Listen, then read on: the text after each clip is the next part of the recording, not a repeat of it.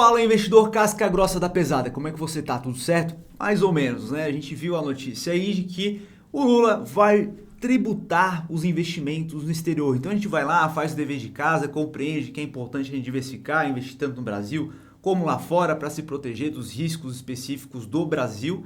E a gente se depara ali que agora vai mudar a tributação. Então, será que eu vou ser tributado? Será que não vale a pena mais investir lá fora? Será que é melhor já sacar tudo? Será que o Felipe vai deixar de investir lá fora? Então a gente vai falar sobre esses pontos nesse vídeo, tá? Se está chegando aqui pela primeira vez, prazer, meu nome é Felipe, eu sou analista CNPI. Aqui a gente fala sobre investimentos tanto no Brasil como no exterior. Então, faz o seguinte, já aperta no botão de se inscrever ali para não perder nenhum vídeo como esse daqui que você vai ver. Ativa a notificação também. E se tu é um investidor casca grossa, deixa um dedo like aí para fortalecer o canal. Fechou? Então vamos aqui para o vídeo, cara. Primeiro ponto é a gente compreender o que é uma MP. Então MP é uma sigla para medida provisória. Então é algo que o governo federal, o Poder Executivo, pode utilizar para soltar um ato com força de lei de forma imediata. Já passa a vigorar no dia seguinte em que é solta a MP. E aí o que acontece, né? Ela tem força de lei, já pode ser executada, só que ela precisa passar pela aprovação no Congresso Nacional em até 120 dias.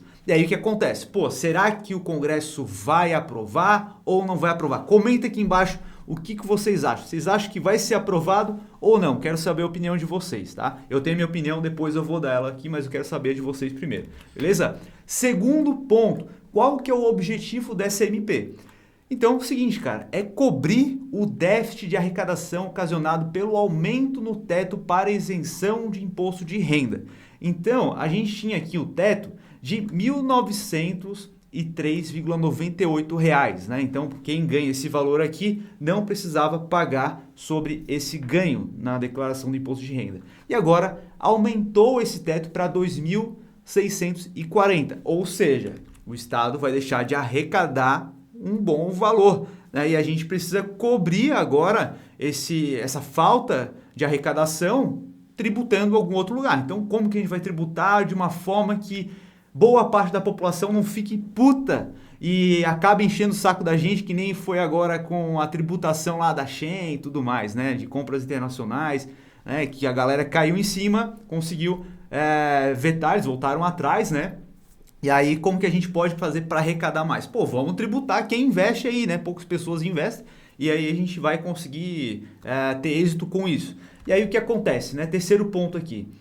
A maioria dos deputados é a favor de corrigir a faixa de isenção do imposto de renda para 5 mil. Então, aumentou-se aqui de 1.903 para 2.640 e o Lula quer aumentar essa isenção para até 5 mil reais até o final do mandato, tá? E aí a gente tem aqui que a maior parte dos deputados é a favor. Então, se a maior parte dos deputados é a favor, né, eles compreendem também que é necessário arrecadar mais para poder fazer jus a essa falta de arrecadação proveniente do imposto de renda das pessoas que serão isentas, né? Vai aumentar muito mais a faixa de pessoas que vão ser isentas e é preciso arrecadar de alguma outra forma, né? Então, a outra forma é através do tributo de investimentos no exterior, né? Que é o objeto aqui da MP que a gente está falando, tá? E aí agora, com isso, a gente cai para o nosso terceiro ponto, né? Quais são os principais pontos da MP? E eu elenquei eles aqui para você não tenha que pegar lá a MP e ficar lendo ponto a ponto. Pô, não compreendi o que está dizendo ali, eu já trouxe mastigado para ti aqui, tá? Então vamos para o primeiro ponto. Então o que a medida prevê, né? Aqui saiu no Diário Oficial da União, né? Então a medida provisória, número 1171, dispõe sobre a tributação de renda oferida por pessoas físicas residentes no país em aplicações financeiras, entidades controladas e trusts no exterior, tá? No exterior. E altera os valores da tabela mensal do imposto sobre renda de pessoa física, de que trata o artigo 1º da Lei 11.482 de 2007, e altera os valores de dedução previstos no artigo 4º da Lei 9.250 de 1995. Então são duas leis aqui que eles acabam tirando as faixas de isenção para investimento exterior, tá? Se tu pegar a lei e tu verificar lá, tem vários pontos. Somente se aplica ao que diz ao exterior, beleza? Então é importante ressaltar isso daí, porque aí tu pode ler lá as leis lá, pô, revogou tudo, então não é mais dessa forma. Não, não é assim, tá? Somente para o exterior aqui que essa medida provisória tem efeito. Segundo ponto, qual que é o impacto fiscal, né? Então, o impacto fiscal esperado aqui é que a medida tem um potencial de arrecadação na ordem de 3,5 bilhões para o ano 2023, próximo a 3,59 bilhões para 2024 e 6,75 bilhões para o ano de 2025. Tá? Então essa é a pegada que eles querem para poder arrecadar mais, para poder cobrir ali aquela falta de arrecadação proveniente da isenção, né? Do aumento da faixa de isenção do imposto de renda para a galera. E aí o que acontece, né? Uma dúvida, preciso corrigir o imposto de renda desse ano? Pô, acabei de declarar o meu imposto de renda aqui desse ano, preciso fazer alguma coisa? Não, pessoal, que a lei aqui fala o seguinte, tá? A medida provisória, na verdade, né? Disposições gerais, né? O artigo 2º, a pessoa física residente no país computará a partir do dia 1º de janeiro de 2024, tá? Então, começa a vigorar de fato aqui, tu vai precisar fazer a declaração dessa forma correta aqui que eles estão colocando a medida provisória em 2024, tá? Então fica tranquilo, não precisa retificar nada da declaração que tu fez esse ano. Quarto ponto, né? A gente compreendeu o que mudou de fato, né? Porque beleza, vai tributar, mas não era tributado antes? Como é que funcionava? Então, como era a tributação? É separado, tá, pessoal? Entre rendimentos, ou seja, os dividendos que tu recebia lá fora, e ganho de capital. E tem vários outros pontos que acabam mudando, mas a gente está focando no principal, que é através dos investimentos, né? A gente está falando para investidores aqui, então vamos focar bem na parte dos investimentos, de fato, tá? Que é 99% das pessoas que estão assistindo aqui é o que vai ter o impacto. Então, em relação a rendimentos, a gente tem aqui que lá no exterior os dividendos já são tributados na fonte, tá? Então, tu recebeu um dividendo lá fora, tu já paga 30% direto na fonte. Não para o Brasil, e sim lá no exterior, nos Estados Unidos. Tu investe nos Estados Unidos e uma empresa pagou lá os dividendos, já vai ser tributado em 30%. E aí o que acontece? Esses dividendos aqui no Brasil, auferidos do exterior, eles já tinham que ser pago imposto, tá? A gente já paga imposto. Só que as alíquotas são menores do que a gente paga lá fora. E como o Brasil tem um acordo de não bitributação com os Estados Unidos, a gente aplicava essa lei aqui, a 11.482, que foi revogada por essa lei, nessa parte aqui especificamente. Então a gente tinha uma alíquota aqui em que ela ia de zero, né, caso tivesse um ganho aí de 2.112, e ela ia aumentando. Só que como o imposto que já é retido lá no exterior de 30%, a gente não precisaria pagar esse imposto aqui, que vai até 27,5%. Tá? Então, o ganho do dividendo aqui no Brasil, a gente não pagava imposto, tá? Apesar de na lei estar falando que ganhos lá fora a gente precisa pagar respeitando essa alíquota. Mas como tem um acordo de não tributação com os Estados Unidos, não pagava.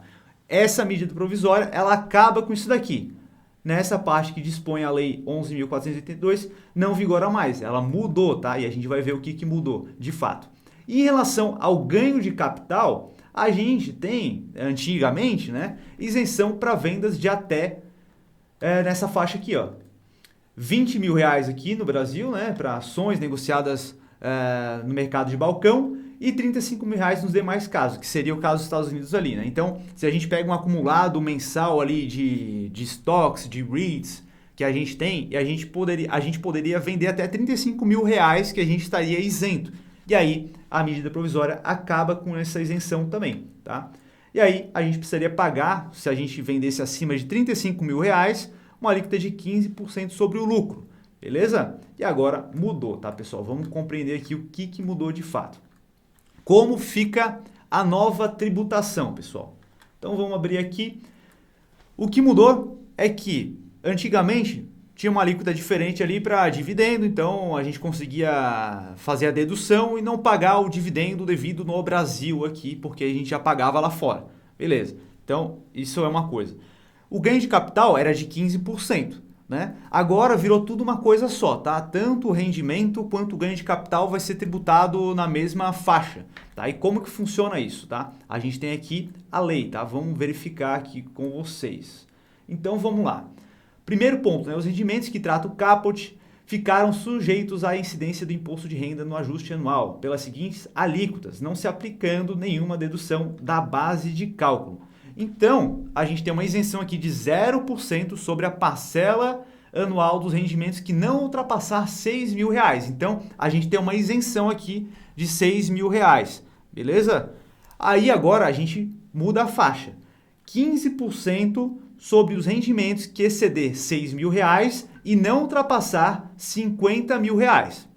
E caso ultrapasse os R$ 50.000, a gente vai para a alíquota de 22,5%, que vai ser a alíquota máxima, tá?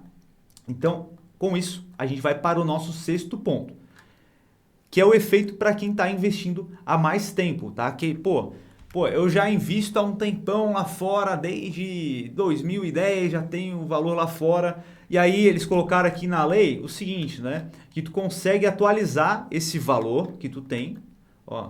Artigo 10. A pessoa física residente no país poderá optar por atualizar o valor dos bens e direitos no exterior informados na sua DAA para o valor de mercado em 31 de dezembro de 2022. Então, com isso, tu vai conseguir reduzir ali a tua margem de lucro para pagar menos imposto, tá? Então, é bacana isso daqui, digamos assim, né? Bacana aqui com um pesar na alma, né? Quarto ponto, pessoal.